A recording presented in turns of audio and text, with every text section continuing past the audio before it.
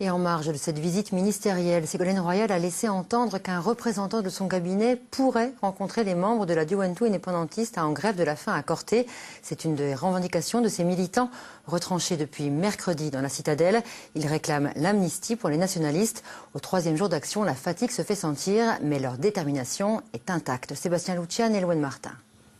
Sur le visage de ces grévistes de la faim, on lit à présent de la fatigue, c'est indéniable, ils le reconnaissent eux-mêmes, ils sont éprouvés. Ils ont à nouveau reçu le soutien d'élus nationalistes de Corsica Libera, d'Urino et d'Insieme per Corsica, et puis soutien un peu plus inattendu ce matin avec la visite d'un représentant d'une fédération autonomiste alsacienne. Je vous propose de l'écouter.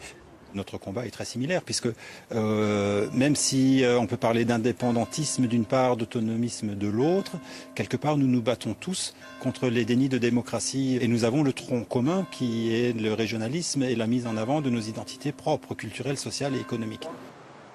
Pour ce groupe de 20 jeunes, l'important aujourd'hui, c'est de ne pas laisser l'indifférence s'installer autour de leur action. Ils tentent même, vous allez le voir, de communiquer au-delà des limites de l'île.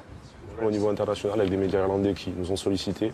Donc, enfin, on rédige ces communiqués pour eux. Bon, après, ensuite, on va l'envoyer à beaucoup de médias. C'est important de médiatiser notre action et plus largement de médiatiser ce qu'est le problème corse, parce que c'est aussi un moyen de pression sur l'État.